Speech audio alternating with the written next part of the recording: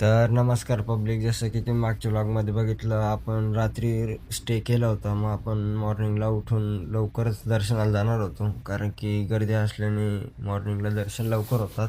आपण आवरून वगैरे निघालेलोच होतो आणि त्यांचं आवरायचं बाकी होतं. बाहेर वगैरे आलो, फुलं वगैरे अत्तर वगैरे घ्यायचं होतं. आपण महाराजांच्या मंदिराकडे निघालो होतो.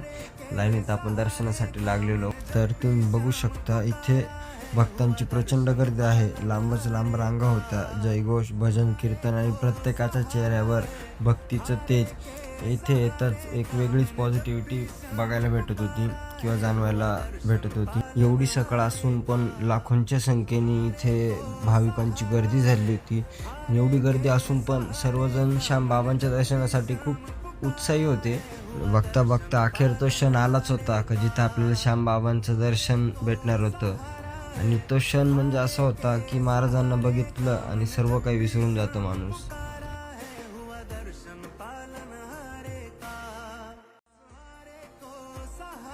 आता आपण श्यामबाबांचं दर्शन घेऊन श्यामकुंडावरती जाणार होतो. तिथे गेल्यानंतर हातपाय धुतले.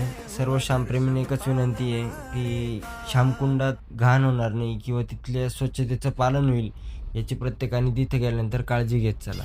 तर आपलं दर्शन वगैरे खूप छान झालं होतं. जायची ती इच्छा नव्हती. पुन्हा आपली ट्रॅव्हलर तिकीट वगैरे सर्व कन्फर्म झालं होतं. आपण ट्रॅव्हलरमधून आता रिटर्नच्या घराकडे जाण्याच्या प्रवासाला सुरुवात केली होती. तर हा माझा पहिल्यांदाच एवढा मोठा ब्लॉग होता.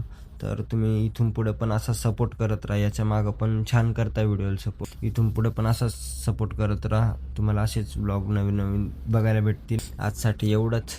जय श्री श्याम. Bye bye.